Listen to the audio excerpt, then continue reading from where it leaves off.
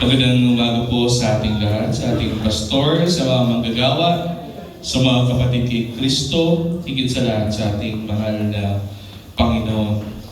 Nais ko rin batiin ang bawat isa na happy Holy Supper, Lord's Supper, ngayong linggo na ito.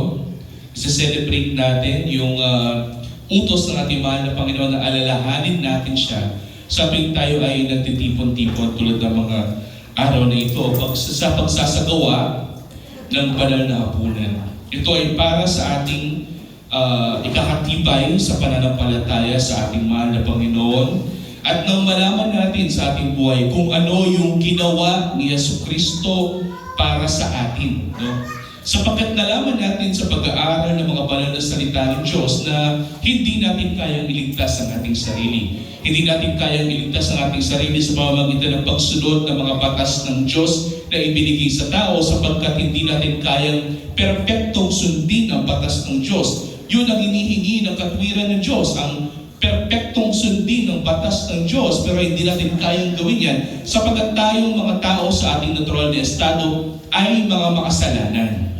Amen po ba? Kasi ang laman ay sa kasalanan. Hanggat tayo ay nasa laman, tayo ay patuloy na magkakasala. At hindi ito excuse, ang sabi ni Pablo. Bagamat si Pablo ay isang Kristiyano, at sa paningin ko, at sa paniniwala ko, si Pablo ang pinapabanal ng Diyos sa lahat ng mga tao noong mga oras na yun. Kahit siya, kapatid, aminado siya na siya ay nagkakasala. Kaya meron tayong paniniwala, hindi po ba? Ano yung paniniwala na yun? Tayong mga na kay Kristo Jesus, tayo ay simultaneously just, o tayo ay inaring ganap na. We were justified, tayo ay naging matuwid na sa harapan ng Diyos sa pamamagitan ng pananampalataya. Ngunit tayo pa rin ay mga makasalanan sapagkat patuloy pa rin tayong magkakasala. Kaya nga ang buhay ng Kristiyano ay pagsisisi every day. Sapagkat tayo pa rin ay mayroong kapasidad na magkasala. Kaya nga ang turo sa Biblia, huwag natin husgahan yung ating mga kapatid. Kasi bagamat nagkakasala ang ating mga kapatid, pati rin naman tayo ay mayroong kapasidad na magkasala. No? Kaya nga, huwag nating hayaan na ang ating laman ang mangibabaw kapag nakikita natin ang kahinaan ng ating mga kapatid. Sasabihin, ay, mahalin niya yan, mahalin niya sister, mahalin yan, o kasakit ng kasabi, Iwasan natin yung mga bagay na yan sapagkat meron tayong kanya-kanyang lakad sa pananampalataya, meron tayong kanya-kanyang lakad sa kaalaman ng mga salita ng Diyos. Huwag nating husgahan ng bawat isa. Pagkus tayo ay magpalakasan, sabi nga sa Biblia, magpalakasan sa isa't isa sa pamamagitan ng pag-ibig sa isa't isa tulad ng pag-ibig na ibinigay sa atin ng Diyos. Sabi nga ni John, mga ibigan tayo sa isa't isa sapagkat ang Diyos na ating pinaglilingkuran ay Diyos ng pag-ibig. Sa ating pagpapatuloy, kapatid, sa pag-aaral ng Book of Romans, tayo ay nag-stick sa Romans chapter 9 kasi sabi ko, mahalaga yung Romans chapter 9 sapagkat ito ay very theologically sound. Kailangan maintindihan natin ito ng mabuti na ang kaligtasan ng tao, ang kaligtasan ng bawat kaluluwa ng Kristiyano ay hindi lamang dahil ikaw ay mas magaling kaysa sa ibang tao o dahil yung kalooban mo ay nakatuon lamang sa Diyos. At yun lamang yung ginagawa mo, kaya feeling mo mas mataas yung pananampalataya mo sa iba. No, ang sabi sa Romans chapter 9, ang Diyos, inihanda na itong pananampalataya mo na ito kay Kristo upang iyong lakaran. Meron tayong word dyan. Ano yung word? Predestination. Ano yung predestination? Itinalaga. Ibig sabihin meron tayong destination. That is going to our Lord Jesus Christ, coming to our Lord Jesus Christ, at ito ay predestined, pinlano na ng Diyos na mangyari ito sa buhay mo. At gagawin ito ng Diyos na ibibigay ka ng Ama sa Anak upang ikaw ay maniwala sa Kanya at iyon ang magbibigay sa atin ng katwiran. Amen po ba? Ang tanong, recap lang tayo, Magiging matuwid ba tayo sa pamamagitan ng pagsunod sa mga batas ng Diyos? Amen o hindi?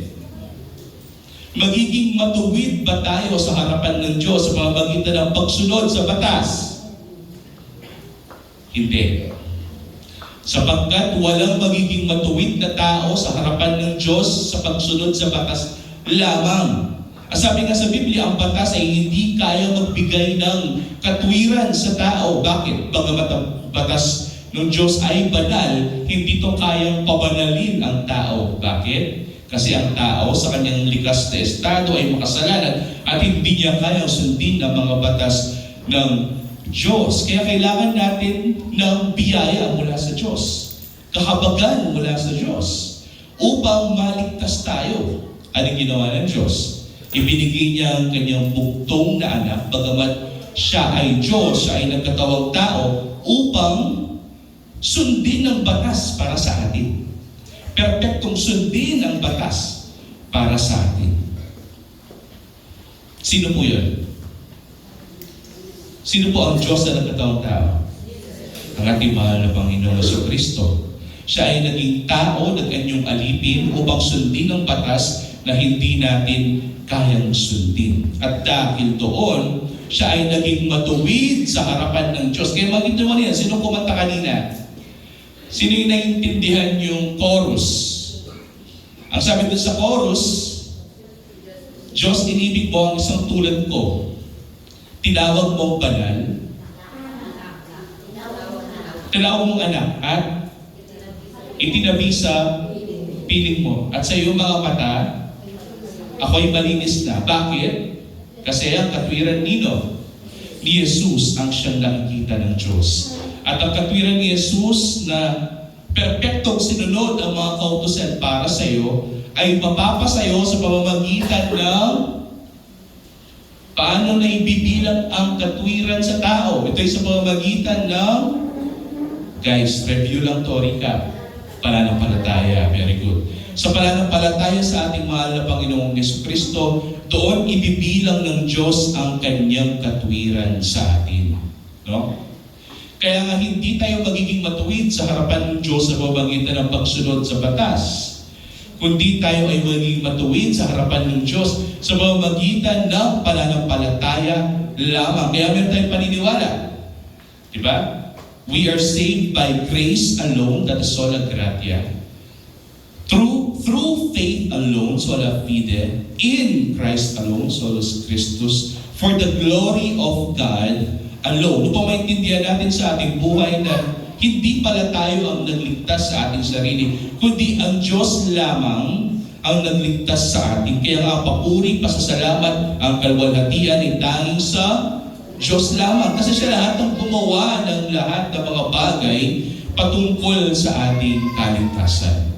Kaya ngayong umaga na ito, pupunta tayo sa Romans chapter 10. At sa Romans chapter 10, kapatid, meron na naman dalawang ibibigay na pointers ni Pablo. Merong mga Israelita na nasa kanila ang mga batas o kautusan ng Diyos, at meron din mga ibang mga tao na nakatanggap ng biyaya. Basahin natin, kapatid, sa Romans chapter 10. Babasahin ko po ang maila-ilang mga talata, tapos pag-aaralan natin. Sabi dito sa Romans chapter 10, this is pala in continuation of Romans chapter 9. Hindi ito hiwalay sa Romans chapter 9. Patuloy yan. Tuloy-tuloy lamang yan, kapatid. We are still in the context of salvation, and we are still in the context of God saving the lives of those who are elected for salvation. Kasi sabi sa Romans chapter 9, ang Diyos ay pumipili. Amen. Hindi sa pagpipili natin, kundi hindi sa kalooban natin na piliin natin siya, kundi sa kalooban niya na piliin niya tayo. Kailan? Nung isinilang ka na ba sa mundong ito at gumagawa ka na ng mabuti o masama? Hindi. Kailan niya tayo pinili? Bago pa yung tinatag ang mundong ito. Bago ka pa nga isinilang, pinili ka na ng Diyos para sa kaligtasan. Kaya sa pagpapatuloy sa Romans chapter 10, sabi ito ni Pablo, mga kapatid, ang nais ng aking puso ay at dalangin ko sa Diyos alang-alang sa kanila ay sila ay baligtas. Sino yung tinutukoy dito ni Pablo? Anong lahi ng tao? Ang mga Israelita. No? Sapagkat si Pablo ay isang Hudyo o Israelita. Ang ating mahal na Panginoong Kristo ay isang Hudyo, no? Pero ang dalangin ni Pablo rito ay maligtas sa kanyang mga angkan, ang kanyang lahi, ang mga Israelita. Mga kapatid, ang nais ng aking puso at dalangin ko sa Diyos, alang-alang sa kanila ay sila ay maligtas. Dos, ako'y makapagpapatotoo na sila'y mga sigasig sa Diyos, subalit hindi iyon ayon sa kaalaman. May kita mo dyan kapatid na ang pagiging masigasig sa Diyos, ang pagiging masipag sa paglilingkod sa Diyos ay naayon sa katotohanan o kaalaman, which means it should be rooted in the gospel itself. It doesn't mean na masigasig yung tao ay ligtas na siya. Hindi porket nag-a-attend ka ng church for 30 years or nag-fasting ka for 40 days and 40 nights, ibig sabihin doon ay ligtas na yung tao. Bakit? Kasi again, ano yung point? Wala sa mga ginagawa natin ang kaligtasan. Bagus nasaan ang ginagawa, nasaan ang kaligtasan?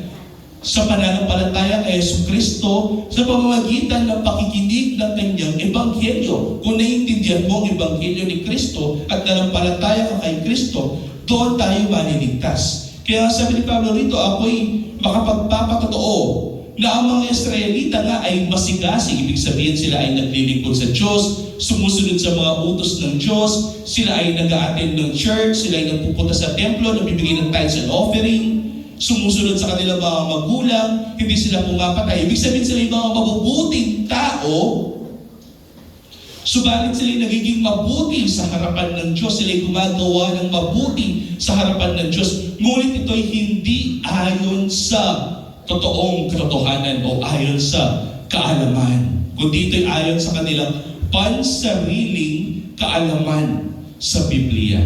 Ano yan? Ang Old Testament. Which is, sabi sa Old Testament, sundin mo lang ito, sundin mo lang yung ganyan, ikaw ay maliligtas. Pero ano yung nalaman natin katotohanan sa Romans chapter 3? Ang tao sa kanyang natural na estado ay hindi kayang sumunod sa Diyos. At kahit ikaw ay isang mabuting tao, kung wala ka kay Kristo, hindi ka pa rin matuwid sa harapan ng Diyos sapagkat hindi binabase ng Diyos ang kanyang katwiran sa paggawa ng mabuti. Kundi ito'y binabase sa pananampalataya lamang kay Jesucristo lamang na siyang gumawa ng perpektong pagsunod sa batas para sa atin. No? Kaya sabi rito kapatid na ang taong masigasig pero hindi niya alam ang ebanghelyo ay hindi ligtas at nakakatakot. Minsan nga pag-uusapan namin ni Pastor, mga nano ni, ate mo, yapo mo, kasipag na, kasipag na maglingkod kay Ginoo. Pero, ako bahalo, nung panwala nito nga man biyaya ngayon, For me, it rests in the hands of the sovereign God. Kasi hindi natin alam, hindi ko naman pinig sabihin na lahat ng Katoliko ay hindi ligtas. Marahil mayroong mga Katoliko na ligtas. Wala sa kamay ko yan. No? Kaya nga mali. Kung pag mayroon kayo nakita mga kongregasyon na nagsasabi na kami lamang yung maliligtas at hindi yung mga yan, ay lumayas na kayo. Hindi nila naiintindihan ang ebanghelyo ng Diyos. No? Pero, kung nasa kamay ng Diyos ang kaligtasan at wala sa ating mga paggawa, pwede tayong manalig nawa na sana ililigtas tayo ng Diyos at ang ating mga kaanak. Amen po ba? Hindi natin alam eh. Pero kung ikaw ay nabubuhay ngayon at narinig mo ang ebanghelyo ng Diyos at ikaw ay naging masigasig dahil naintindihan mo ang ebanghelyo ng Diyos, then, sabi ni Pablo, mayroon ka ng katibayan na ikaw nga ay ligtas. Pag-aaralan natin yan sa pagpapatuloy sa 3 hanggang sa 7. Sa 3. Sapagkat sa kanilang pagiging mangmang sa katwiran ng Diyos, hindi mga yan, mga Israelita, mga Hudyo, at sa pagsisikap nilang maitayo ang sariling pagiging matuwid, ay hindi sila nagpasakop sa pagiging matuwid ng Diyos. Ito yung problema. Kung feeling mo, maliligtas mo ang iyong sarili sa pamamagitan ng iyong pagsunod sa batas at ikaw ay umaasa sa iyong sariling katwiran, hindi ka magpapasakop sa biyaya ng Diyos. Yan ang problema. Kahit ng mga ibang Kristiyano. In fact, kapag pinipreach natin na ang Diyos ay nagliligtas ng tao, hindi base sa ginagawa ng tao, sila ay nagagalit. Bakit sila nagagalit? Kasi sasabihin nila, ako'y nagsisikap sa wala. Kasi hindi pala ako maliligtas sa aking pagsisikap. Totoo, kapatid. May kita mo dyan, no? Na may mga Israelita ay parang yung mga modern day Christians na sinasabi natin. Nakala nila sa kanilang pagsisikap ay may tatayo nila sa kanilang sarili ang kanilang katwiran sa harapan ng Diyos.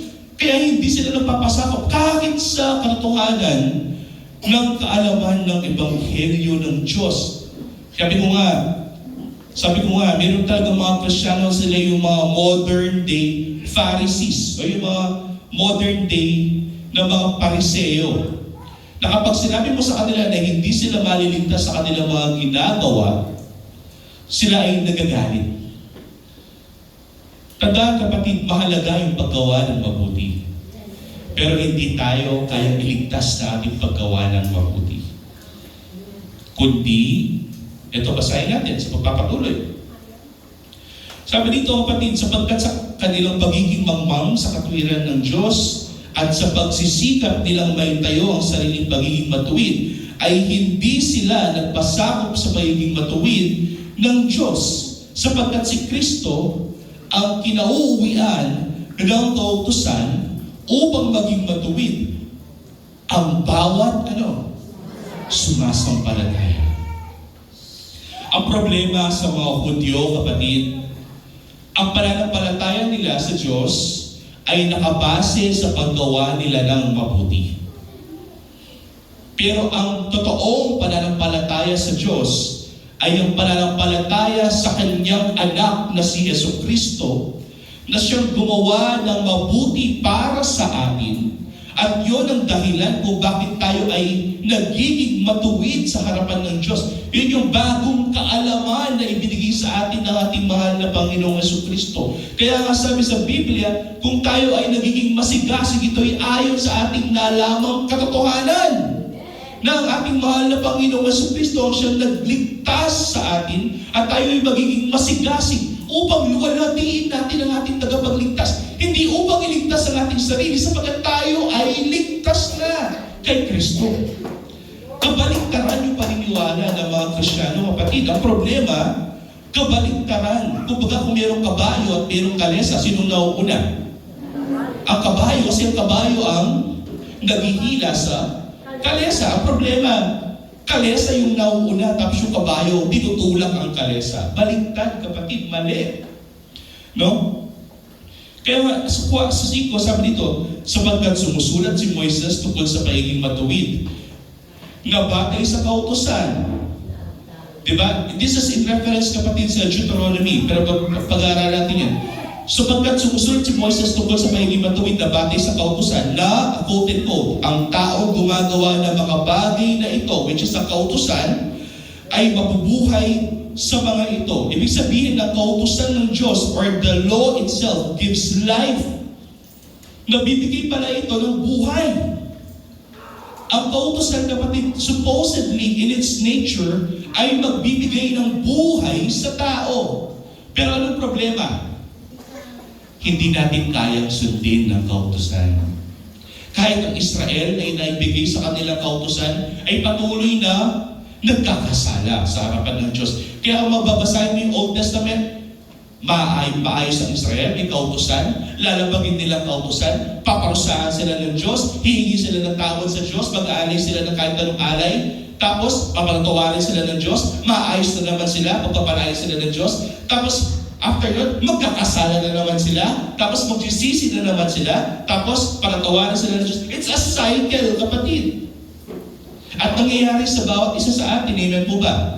Nagsisi ka ngayon, nakatanggap ka ng kapatawaran sa Diyos, gumaan yung inyong sarili, gumaan ang inyong buhay, Nawalan ka ng parang problema, nawalan ka parang tinik, kasi napatawad ka na ng Diyos. After a few days, magkakasala ka na naman. Mumurahin mo na naman yung asawa mo. Magagalit ka na naman. Hindi po ba? Amen? At anong gagawin natin after doon? Kapag na-realize mo na nagkasala ka, mabigat sa iyong pakiramdam, hihingi ka ng tawad. At alam mo, palatawarin ka ng Diyos. Pero after noon, magkakasala ka na naman. Iyan ang buhay ng tao. So kung hindi natin kayang sundin yung mga kautusan ng Diyos, then wala tayong buhay. Supposedly, kung susundin mo ang kautusan ng Diyos, ito'y magbibigay sa atin ng buhay. Pero nalaman natin na hindi natin kayang sundin ang mga kautusan ng Diyos, thus, we remain dead in the eyes of God. Kaya makikita mo, sa Ephesians chapter 2, we are all, sabi ni Pablo, we are all what? Dead. Tayo lahat ay patay sa harapan ng Diyos. No? Kahit sumusunod ka sa kautusan, ikaw pa rin ay patay sa harapan ng Diyos. 6. Pero gumawa ang Diyos sa paraan. Ngunit sinasabi ng pagiging matuwid na batay sa pananampalataya ay ganito, sabi ni Pablo. So, meron siyang comparison. The law gives life, supposedly, but now, ang pagiging matuwid or righteousness is by what? Faith. Makikita mo dito, ngunit sinasabi ang pagiging matuwid na batay sa pananampalataya ay ganito. Huwag mong sabihin sa iyong puso, sino ang aakyat sa langit? Ito ay upang ibaba si Kristo. No? 7. O sino ang mananaog sa kalaliman? Ito ay upang iakyat si Kristo mula sa mga patay. Makikita mo dyan, kapatid, na kailangan i-acknowledge natin sa ating buhay na ang ating mahal na Panginoon si Kristo ay bumaba sa mundong ito. Naniniwala po ba kayo doon? Ginawa niya lahat ng kautusan para sa atin. Naniniwala po ba kayo doon? Kahit hindi ninyo nakita, naniniwala kayo? At magtitiwala kayo na balang araw babalikan ka ng inyong Panginoon? Ibig sabihin niyan, kapatid, ang tawag dyan ay pananampalataya. At dyan sa pananampalataya na yan, kapatid, doon tayo titignan ng Diyos. 8. Ngunit ano ang sinasabi nito? Sabi ni Pablo. Ang salita ay malapit sa iyo, nasa iyong bibig at sa iyong puso.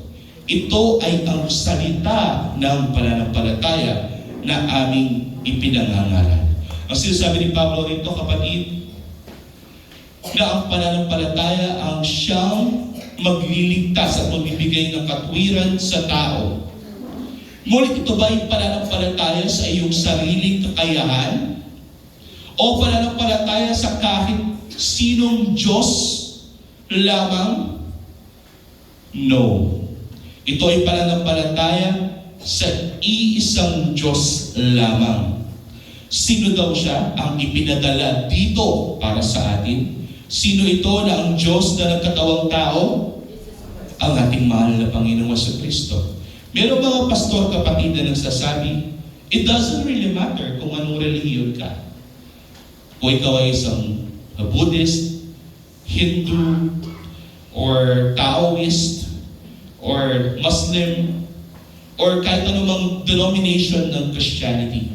It doesn't really matter kung kahit sino ang Diyos mo. As long as naniniwala ka na may Diyos na nagliligtas ng tao, ikaw ay maliligtas. Mayroong pastor na ganyan. In fact, napakatanyag ng pastor na ito. Si Mama, naniwala siya noon sa kanya. No? Pero does the Bible say that you only believe, have faith in a God na paniniwala mo siya ay Diyos? Na kahit sino, basta naniniwala ka na mayroong Diyos, ikaw ay ligtas? No. The Bible is very exclusive and the Bible is very specific. Kanino daw tayo sasampalataya upang tayo ay maligtas? Kanino? Sa ating mahal na Panginoong Kristo. lamang. Kaya kapag meron kayong naririnig ng mga tao na, ay ako maganak ako, ikutang manampalataya ka ba kang Kristo? Kasi kung paniniwala tamo, nung ikamanampalataya kang Kristo, adyan kami piyak kung maganak ang tao kay mundo, ikaligtas. Because John chapter 14 is very, very specific.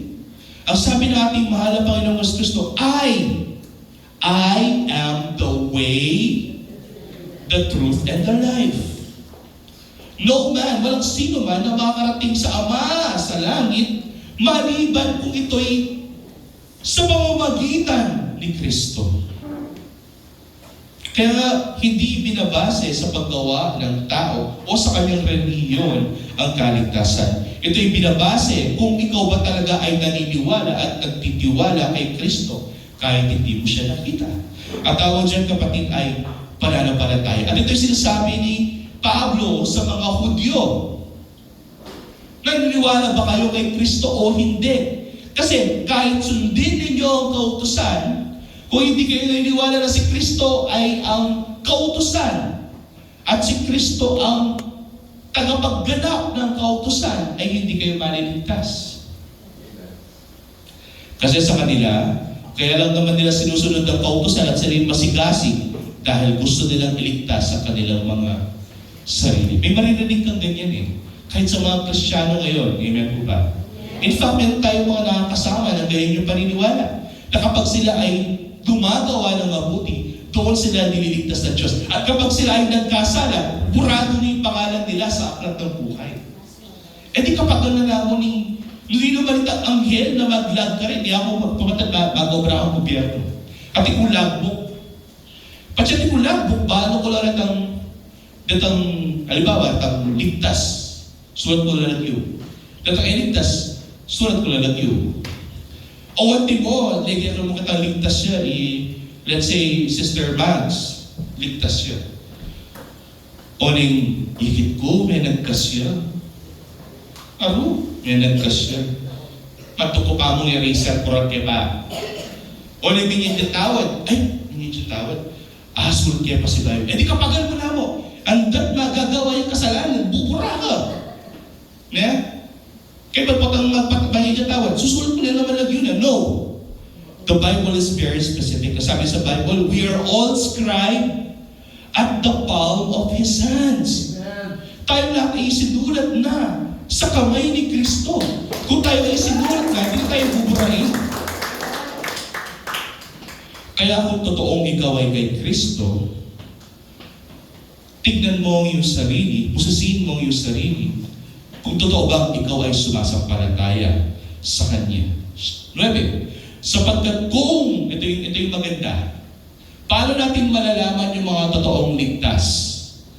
Ito, 9. Sapagkat kung ipapahayag mo sa pamamagitan ng iyong bibig na si Jesus na Panginoon, that is very specific, Jesus is Lord, at sasampalataya ka sa iyong puso na binuhay siyang muli ng Diyos mula sa mga patay, ay maliligtas ka.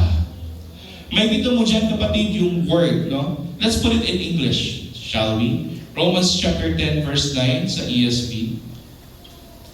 Ang sabi dito, kapatid, because if you confess with your mouth, ibig sabihin na babagatin mo, sasambitin mo sa iyong bibig na ang ating mahal na Panginoong Kristo ay Panginoon, that Jesus is Lord, and believe in your heart that God raised Him from the dead, then you will be saved. Makita mo yung word dyan. What does the requirement say for you to be saved? Confess and believe. Ano daw yung paniniwalaan natin? Na si Kristo ay nabuhay mula sa mga patay? At ano yung confess natin? Na siya ay ating Panginoon. Gagawin ba ng taong walang pananampalataya yan? Gagawin ba ng Muslim yan? Gagawin ba ng Hindu yan or ng Buddhist? tanging ang tunay na Kristiyano lamang ang gagawa niya. Kaya nga tanging kay Kristo lamang ang kaligtasan. If you confess that Jesus is Lord, and you believe that He was raised from the dead, kasi hindi naman lahat ng mga Kristiyano noong unang panahon ay naniniwala na si Kristo ay binuhay mula sa mga patay. Naniniwala sila na si Kristo ay nabuhay, pero hindi sila naniniwala na siya ay binuhay mula sa patay. Kaya the resurrection is very important. Kasi this gives us the notion na kung binuhay mula sa mga patay ang ating Panginoon, magkakaroon tayo ng buhay na walang hanggan. Kaya nga pinalitan yung Sabat eh. Yung Sabat pinalitan from Saturday, ginawa siya Sunday. Bakit? Kasi it was on a Sunday na binuhay muli ang ating Panginoon. Ang tawag sa Sunday niya ay ang Easter Sunday. Kaya every Sunday is the Lord's Day. Yung Sabbath na, which is Saturday, pinalitan na siya ng Sunday, kapatid. Kaya it's very important na nalalaman niyo yung mga katotohanan ito. Because it's very important to believe that Jesus Christ is risen from the dead. At magtitiwala ba yung taong walang pananampalataya kay Kristo na siya'y nabuhay mula sa mga patay? Hindi. Kaya nga, sa dalawang bunga na ito, doon natin malalaman kung totoo ang Kristiyano. If he confessed that Jesus Christ is Lord, and he believes that he was raised from the dead. Paano mo i-confess that Jesus Christ is Lord? Sa mamagitan ng B, the word B. Baptism, very good. Sabi sa Biblia, you should be baptized for you to be saved. Because baptism is the manifestation and the confession of your faith. Alam mo ng panahon, kapatid, sandali lang naman bago ka inulublob sa tubig, katuloyin ka ng apostol o ng disipulo. Naniniwala ka ba na si Yesu Kristo ay Panginoon? And if you confess that Jesus Christ is Lord, ikaw na ay bautismado na sa harapan ng Diyos. Bakit? Kasi the word Lord in a Hebrew text means that Jesus Christ is the sovereign one, which is Adonai. He is the one in control of everything. He is now the ruler of heaven and of the earth. Kaya sabi sa Biblia, gagawin niya tungtungan ng kanyang mga paa ang mundo ito. And He is now Lord. Lord, kapatid, in context, is the title given to Yahweh, which is also given to our Lord Jesus Christ, which validates that Jesus Christ is not just a man, but also He is fully God. No? Kahit nung napako siya sa krus, He is fully God. Can you kill a God? No. But can you kill a man? Yes. Kaya yung namatay doon is the human nature of Christ. But it doesn't really mean that He is degraded to be just a man. No. But He is fully God and fully man. Dual nature, hypostatic union. Pinag-aralan natin yan. That Jesus Christ in His own nature is fully God and fully man. And for those who believe in Christ, they will be saved. Diba? Now John chapter 3 makes sense. For God so loved the world that He gave His own begotten Son. For those who believe in Him, those who will believe in the Son will not perish, but will have everlasting life. 10. Sapagkat sa puso ang tao'y nananampalataya, kaya itinuturing na ganap, at sa pamamagitan ng bibig ay nagpapahayag, kaya naliligtas. May kita mo dito that faith comes from the heart, kaya dapat totoo ito. Kasi sabi sa Biblia, kahit ikaw ay sumasampalataya, pwede namang huwad yung pananampalataya mo. Kasi may mga taong ganyan na sasabihin na sumasampalataya sila kay Kristo, o naniniwala sila kay Kristo, pero nililigtas pa rin nila yung kanilang sarili. No? Hindi sila fully in faith kay Kristo. Para bago yung ginawa ni Kristo, kulang.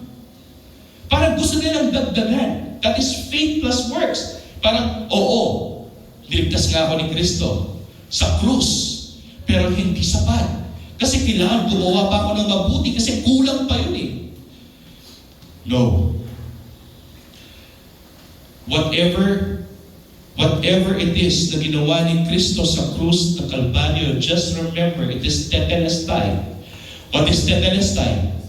It is finished. The work is finished. You should believe, fully believe in the completed work of Christ. Dapat naniniwala ka na ginawa na ni Kristo lahat. Kaya sabi sa kanta kanina, ginawa mo ang lahat. Inulit pa niya, tumaas pa siya, di ba? Ginawa mo ang lahat, tumaas pa siya. Sabi ng aking asawa kanina, yung original, di naman pala tumataas yung key eh. Ba't tinataas mo yung key? Mas maganda pakinggan pag tinaas mo yung key eh. Kaya nandun yung ngapit la, uyat yung kakanta na yan. Pero it doesn't really matter what you do. What matters is, do you have faith in Christ? Nananampalataya ka ba na ginawa na ni Kristo lahat para sa iyo? Amen? Naniniwala ka ba na siya'y namatay para sa iyong kasalanan? At siya'y binuhay muli upang ito'y magkaroon ng buhay na walang hanggan? At dahil doon kung ikaw ay sumasampalataya sa Kanya, ikaw na ay matuwid na sa harapan ng Diyos? Ibig sabihin, kapatid, Romans chapter 5 now makes sense. Therefore, being justified by what? By faith alone.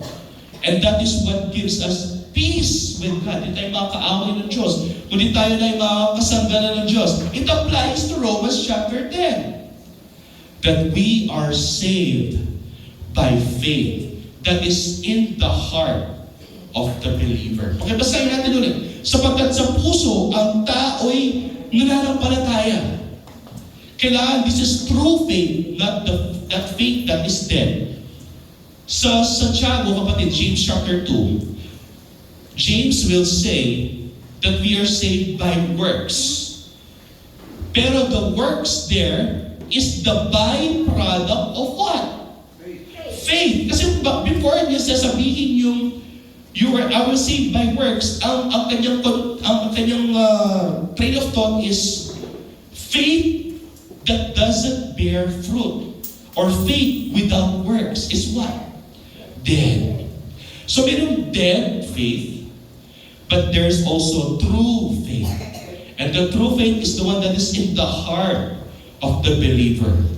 And if true faith is true, ano yung confess mo? Jesus Christ is, and Jesus Christ is Lord. Kung ano man yung utos ng ating Panginoon, susundin natin. Amen po ba? Amen. Kaya kung sumasampalataya ka kay Kristo, pero hindi mo sinusunod ang kanyang mga utos, ibig sabihin, hindi siya Panginoon sa buhay mo.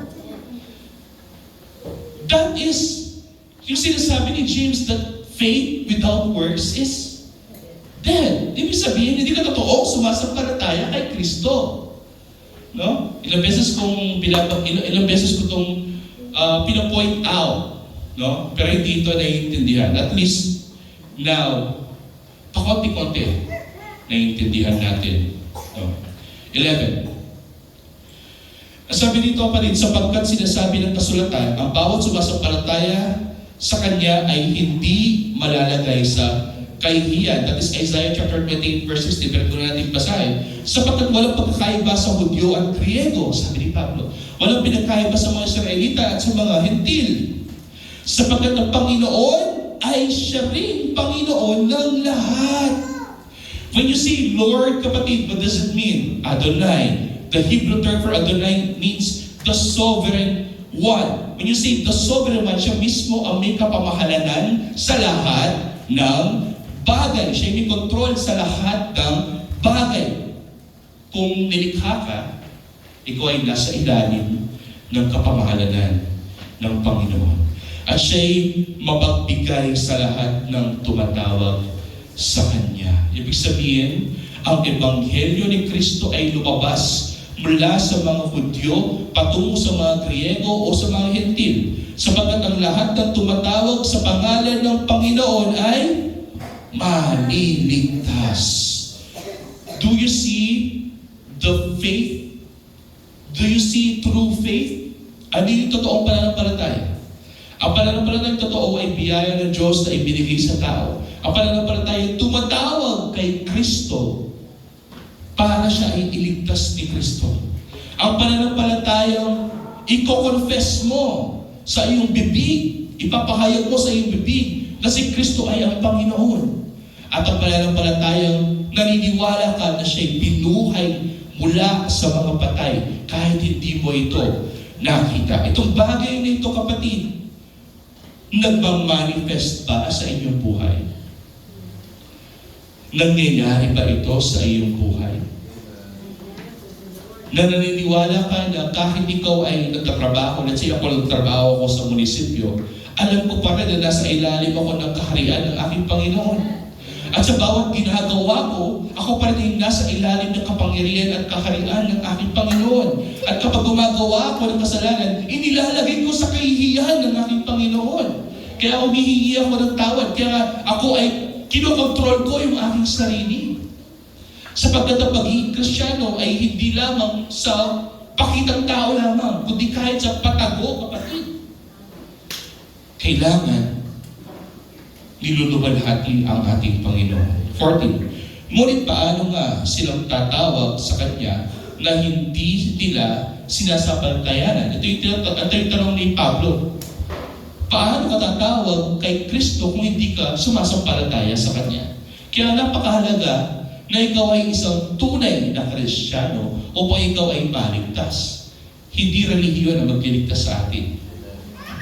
At paano sila sasampalataya sa Kanya na hindi nila napakinggan? At paano sila makikinig kung walang mangangaral? Ito yung sinasabi ni Pablo. Kaya nga now, ito na yung ating responsibility, yung sabi ni Pablo. Ano yung responsibility natin? At paano sila mangangaral kung hindi sila sinugo? Gaya ng sulat, anong ganda ng mga paa ng mga nagdadala ng mabuting balita, ng mabubuting bagay. Subalit hindi lahat ng sumunod sa hindi lahat ay sumunod sa Ebanghelyo. Sapagkat sinabi ni Isaiah sa Panginoon, sino ang naniniwala sa aming balita? Kaya't ang pananampalataya ay nanggagaling sa ano? Sa pakikinig. At ang pakikinig ay sa pamamagitan ng salita ni Kristo. Very important. This is very important. Kaya ano yung utos sa atin ng Panginoon? Yung nalaman mo na yung kaalaman, nalaman mo na yung Ebanghelyo, walk at ipangaral yung Ebanghelyo. Sapagkat sa tuwing ipinapangaral natin ang Ebanghelyo, may mga bagong sasampalataya sa ating Panginoon. At sa mga bagong sumasampalataya sa ating Panginoon, walk at ipangaral mo ang Ebanghelyo. Because faith cometh, dumadami yung mga sumasampalataya by hearing and by hearing of the word of our Lord Jesus Christ.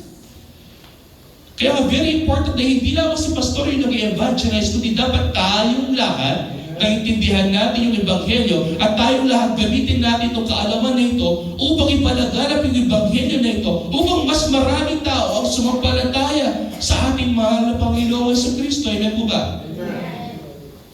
This is the call of the gospel, kapatid.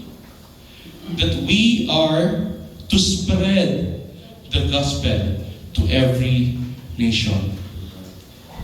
At sa mga mananampalataya kay Kristo, dumarating ang pananampalataya. This is not like nakaupo ka dyan, at kapag nakarating ka ng salita ng Diyos, ay, sumasampalataya na naman ako. Pag uwi mo sa bahay, hindi ka sumasampalataya kasi hindi nga nakakarinig naman salita ng Diyos eh. Pero pagdating mo, nakarinig ka na naman sa salita ng Diyos, ay, sumasampalataya na ako. No, that doesn't mean like that, kapatid. It means that whenever we spread the gospel of God, at mayroong sumasampalataya because of that gospel, then faith comes in the church by hearing and hearing of the gospel of Christ. Dumadami tayo sa pamamagitan ng Ebanghelyo kapag marami ang nakakakinig sa Ebanghelyo ni Kristo. Dumadami ang mga sumasampalataya sa Kanya.